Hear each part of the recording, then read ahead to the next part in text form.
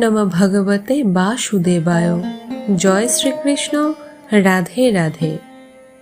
শ্রীমদ্ ভগবত গীতায় স্বয়ং শ্রীকৃষ্ণ বলেছেন, যে ব্যক্তি শ্রদ্ধা ও ভক্তি সহকারে গীতা পাঠ করবে সে সব পাপ থেকে মুক্ত হয়ে বিষ্ণুলোকে গমন করবে। সেই জন্য বলা হয়, যে বাড়িতে প্রতিদিন গীতা পাঠ ও শ্রবণ করা হয় সেখানে কোনো রকম সমস্যা আসতে পারে না। ভগবান শ্রীকৃষ্ণের কৃপা এবং আশীর্বাদ সর্বদা সেই বাড়িতে থাকে, আর জীবন সর্বদা সুখ, সমৃদ্ধি এবং আনন্দতে ভরে থাকে। বন্ধুরা, কুরুক্ষেত্রের রণাঙ্গনে অর্জুন তাঁর চারিদিকে ভাই, বন্ধু, নিকট আত্মীয়, পরিজন সবাইকে দেখে হতাশ হয়ে যুদ্ধ না করার সিদ্ধান্ত নেন এবং ভগবান শ্রীকৃষ্ণের কাছে তার মনের সব দুঃখ এবং সংকোচগুলি বলেন। অর্জুন বলেন, হে কেশব, আমি কি করে এই যুদ্ধ করতে পারি? যুদ্ধভূমিতে উপস্থিত সকলেই আমার নিজের। আমি কি করে পিতামহ ভীষ্ম এবং গুরু দ্রোণাচার্যের সাথে যুদ্ধ করব? এরা দুজনেই আমার গুরুস্থানীয়। এদের হত্যা করার থেকে ভিক্ষা করে জীবন অতিবাহিত করা শ্রেয়। তখন ভগবান শ্রীকৃষ্ণ অর্জুনকে এই অবস্থা থেকে ভগবদ্গীতার দিব্য এবং অলৌকিক জ্ঞান দিয়েছিলেন, যা শুধু অর্জুনের জন্য নয়, সমস্ত মানব জাতির আজও মার্গদর্শন করায়। মহাভারতের যুদ্ধের প্রাক্কালে ভগবান কৃষ্ণ অর্জুনকে যে শিক্ষা দিয়েছিলেন তাঁরই বর্ণনা রয়েছে শ্রীমদ্ ভগবদ গীতায়। গীতা হল সবথেকে প্রভাবশালী গ্রন্থ। ভগবদ্গীতাকে ভগবানের জ্ঞান বলা হয়। গীতার অমূল্য বাণী মানুষকে সঠিক জীবনযাপনের পথ দেখায়, জীবনে ধর্ম, কর্ম এবং প্রেমের পাঠ শেখায়। বলতে পারেন, গীতা হল একটি সম্পূর্ণ জীবন দর্শন। যে ব্যক্তি গীতাকে অনুসরণ করে সে জীবনে কখনো হতাশ হয় না। ভগবান শ্রীকৃষ্ণ অর্জুনকে বলেন, মন এবং আবেগকে নিয়ন্ত্রণ না করতে পারলে জীবনে কখনো শান্তি আসবে না। অর্জুন শ্রীকৃষ্ণকে বললেন, আমার মন ঠিক ভুল সব জানে, তবুও আমার মনের আবেগ আমি নিয়ন্ত্রণ করতে পারছি না। আমি যা করতে চাইছি তা করতে পারছি না, আর যা করতে চাই না তা আমার মন জোর করে আমাকে দিয়ে করায়। তাই আমি অস্থির হয়ে পড়ছি, শান্তি পাচ্ছি না। তখন শ্রীকৃষ্ণ বললেন, অর্জুন, তার জন্য তোমাকে নিজের মন এবং আবেগকে পৃথক করে তাদের সঠিক পথে আনার অভ্যাস করতে হবে। আর যতক্ষণ না তুমি নিজের মনের ওপর নিয়ন্ত্রণ করতে পারবে, ততক্ষণ তুমি নিজের জীবনের শান্তি এবং খুশি কখনোই পাবে না। মৃত্যুকে ভয় পাওয়া সম্পূর্ণ ব্যর্থ। শ্রীকৃষ্ণ অর্জুনকে বললেন, এই সংসার মৃত্যুলোক। যার জন্ম হয়েছে তার একদিন মৃত্যু অবশ্যই হবে। যা আরম্ভ হয়েছে তার অন্ত অবশ্যই হবে। আমরা এটাকে আটকাতে পারবো না। যেমন আমরা রোজ নতুন পোশাক পরি, তেমনি আমাদের আত্মা নতুন শরীর ধারণ করে। মৃত্যু শুধু এই জীবনে নতুন আরম্ভ, জীবনের অন্ত নয়। আত্মা কখনো মরতে পারে না, তাকে নতুন কেউ মারতেও পারবে না। কিন্তু মৃত্যুর ভয় মানুষ সব সময় পায়। মৃত্যুর দুঃখ মানুষ সব থেকে বেশি পায়। শ্রীকৃষ্ণ অর্জুনকে বললেন, হে অর্জুন, তোমার এবং আমার অনন্ত জন্ম হয়েছে। তোমার কিছু মনে নেই, কিন্তু আমার সব কিছুই মনে আছে। যে ব্যক্তি এই সত্যকে বুঝে নেবে যে আমি এখানে কিছু সময়ের জন্য এসেছি, তার জীবনে সমস্ত ভয় সমাপ্ত হয়ে যাবে, সমস্ত দুঃখ সমাপ্ত হয়ে যাবে। এই সংসার থেকে যখন চলে যেতেই হবে, তখন এত দুঃখ কিসের? ক্ষমা করার শক্তি আর সহ্য করার ক্ষমতা যার মধ্যে নেই, সে সহজভাবে জীবনযাপন করতেই পারে না এবং জীবন থেকে সে মুক্তিও পায় না। আমাদের কৃত কোনো কর্মের ওপর ভগবানের কোনো হস্তক্ষেপ থাকে না, আর তার ফলের জন্য ভগবান দায়ী হতেও পারেন না। জীবনে আসা নানা রকম সমস্যা হলো অন্ধকার রাতের মতো। আর এই সব সমস্যার সমাধান যারা করতে পারে তারা হলো সেই নক্ষত্রের মতো যারা গভীর অন্ধকারেও ঝলমল করে।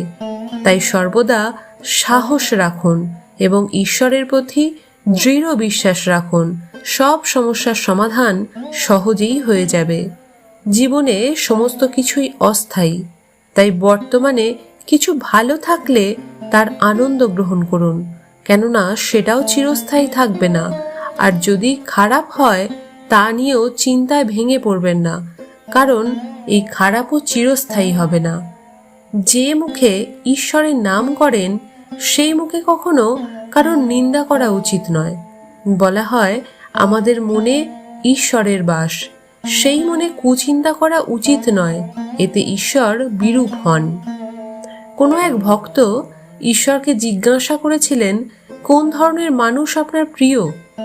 ঈশ্বর উত্তর দিয়েছিলেন, যে মানুষ প্রতিশোধ নেওয়ার ক্ষমতা রাখা সত্ত্বেও অন্যকে ক্ষমা করে দিতে জানে, সেই মানুষই আমার প্রিয়। সমুদ্র সকলের জন্য একরকম, কিন্তু কেউ এই সমুদ্রে মুক্ত খোঁজে, কেউ আবার মাছ, আবার কেউ শুধুমাত্র পা ভিজিয়েই খুশি থাকে। আমাদের জীবনও সমুদ্রের মতো, কেবল সিদ্ধান্ত আমাদের নিতে হবে জীবনরূপী সমুদ্র থেকে আমরা কি পেতে চাই।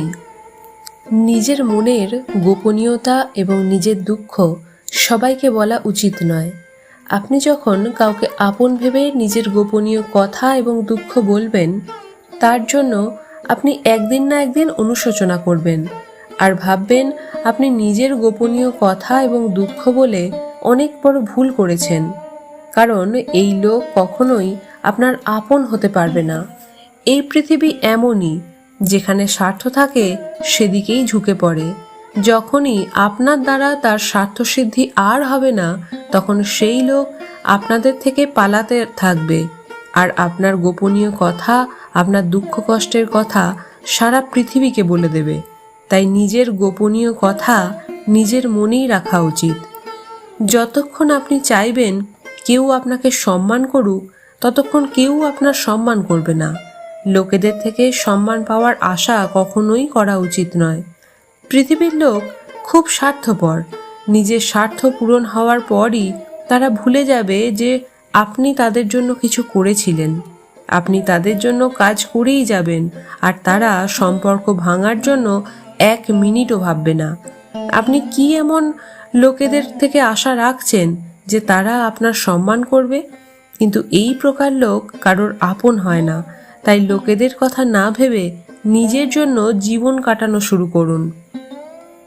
যা হয় তা ভালোর জন্যই হয়, যা হচ্ছে তা ভালোর জন্যই হচ্ছে, আর যা হবে তা ভালোর জন্যই হবে। এই কথাটি শোনা যতটা সহজ, বোঝা ততটাই কঠিন। কারণ যখনই আমাদের সাথে কিছু অন্যায় হয়, আমাদের জীবনে কোনো দুঃখ এসে পড়ে, তখন পুরো পৃথিবী ভুল মনে হয়, এই জীবন ভুল বলে মনে হয়, প্রতিটি মানুষ স্বার্থপর বলে মনে হয়। এমন মনে হয় যে আমাদের জীবনে সব সময় খারাপই হয়। তাহলে এই কথাটা কিভাবে মানব যে যা হয় তা ভালোর জন্যই হয়? কিন্তু সত্যি এটাই যে দুঃখ যখন আমাদের জীবনে আসে, তা আমাদের যোগ্য এবং মজবুত করে তোলে। আর যখন কেউ আমাদের আঘাত দেয়, তখন ওই আঘাতের থেকেই আমাদের চোখ খুলে যায়। তখন আমরা বুঝতে পারি যে আমরা কারোর জন্য এত কিছু করেছি যার কাছে আমার কোনো মূল্য নেই। আমরা এমন লোকেদের জন্য নিজের জীবন শেষ করে দিই যাদের কাছে আমাদের কোনো মূল্যই নেই। যেমন একটি ছোট শিশুকে তার মা তিতো ওষুধ খাওয়ায়। তিতো ওষুধ সেই শিশুটি পছন্দ হয় না, কিন্তু সেই তিতো ওষুধটি তার রোগটিকে নিরাময় করতে সাহায্য করে। বাস্তবিক পক্ষে প্রতিটি মানুষ এটাই সত্য ভেবে জীবন কাটায়। যতটা তারা বোঝে বা যতটা তারা দেখানো হয় বা শোনানো হয়, কিন্তু আপনি যতক্ষণ পর্যন্ত কারোর সত্যটা জানতে পারবেন না, যতক্ষণ না আপনার জীবনে দুঃখ আসবে। যতক্ষণ লোক আপনার থেকে সুবিধা পাচ্ছে, ততক্ষণ সবাই আপনাকে সম্মান করবে। কিন্তু যবে থেকে সুবিধা পাওয়া বন্ধ হয়ে যাবে, তখন তাদের আসল চেহারা বাইরে বেরিয়ে আসবে, যার ফলে আপনি গভীরভাবে আঘাত পাবেন। বাস্তবিক পক্ষে প্রতিটি মানুষ মুখোশ পরে ঘোরে। আপনি যতক্ষণ কোনো মানুষের সত্যটা জানতে পারবেন না, যতক্ষণ না সে আপনার সাথে কোনো খারাপ করছে। তাই বলা হয়, এটা ভালোই যে যাকে আপনি আপন ভেবেছেন সেই আপনাকে দুঃখ দিচ্ছে, আর এটাও ভালো যে জীবনে দুঃখ এসেছে, কারণ এটার জন্যই আপনি জীবনের লড়াই করতে শিখেছেন, জীবনে এগোতে শিখেছেন, মানুষদের চিনতে শিখেছেন। প্রতারণা সবসময় আপন লোকই করে। যে লোক আপনাকে চেনে না সে আপনাকে কখনোই প্রতারিত করতে পারবে না। তাই যে আপনার আপনজন, তাদের সেই শক্তি আছে আপনার সাথে ছলনা করার। যে মানুষ নিজের রক্ষা নিজে করতে পারে না, তার রক্ষা ভগবানও করতে পারেন না। যে আপনার সাথে অধর্ম করবে, পাপ করবে, তাকে দণ্ড অবশ্যই দেওয়া উচিত। একজন ভালো মানুষ খারাপের সাথে ততক্ষণ জিততে পারবে না যতক্ষণ না সে মিথ্যে, অন্যায় এবং খারাপের বিরুদ্ধে নিজের লড়াই নিজেই না করে। কারোর প্রতি অতিরিক্ত মোহ কখনো করা ঠিক নয়। শ্রীকৃষ্ণ গীতার সমস্ত জ্ঞানই অর্জুনের মোহ বিনাশ করার জন্যই বলেছিলেন। এটা মোহ যা মানুষকে সব থেকে বেশি কাঁদায়। মোহ এতটাই শক্তিশালী যে সিংহের মতো সাহসী মানুষও ইঁদুর হয়ে যায়। যে অর্জুন যুদ্ধে দেবতাদের থেকেও জিতে গিয়েছিল, সে নিজের আত্মীয় স্বজনদের যুদ্ধে সামনে দেখে তার হাত কাঁপছিল। তিনি বললেন, হে কেশব, আমার হাতে ধনুক ধরার শক্তি পর্যন্ত নেই, আমার হাত কাঁপছে, আমি যুদ্ধ করতে পারবো না। এই মোহ এত কষ্টদায়ী হয়, যার কষ্ট সহ্য করতে না পেরে অনেক লোক নিজের জীবন শেষ করে দেয়, আত্মহত্যা করে নেয়। ওই ব্যক্তি ছাড়া আমি বাঁচতে পারবো না। জীবনে কারোর প্রতি যদি অত্যাধিক মোহ করো, তাহলে জীবনভর কষ্টের সাথেই কাটাতে হবে। যে ব্যক্তি নিজের মোহের বাইরে আসতে পারে না, তার সব কিছু হারিয়ে যায়, তার সমস্ত খুশি হারিয়ে যায়। তাই গীতা আমাদের বারবার এটাই শেখায়, আমাদের মন থেকে মোহ ত্যাগ করা উচিত, তাহলেই বলবান এবং বুদ্ধিমান হতে পারবে। শ্রোতা বন্ধুরা, আশা করি ভগবদ্গীতার এই উপলব্ধিগুলি আপনাকে সমৃদ্ধ করেছে। যদি এই কথাগুলি শুনে আপনি শান্তি লাভ করেন, তাহলে ভিডিওটিতে একটি লাইক করবেন এবং আপনজনদের মধ্যে শেয়ার করে দেবেন। আর আপনি যদি আমাদের ভক্তিকথা চ্যানেলে নতুন হয়ে থাকেন, তাহলে চ্যানেলটি সাবস্ক্রাইব করার অনুরোধ রইল। সকলে ভালো থাকবেন, সুস্থ থাকবেন। জয় শ্রীকৃষ্ণ।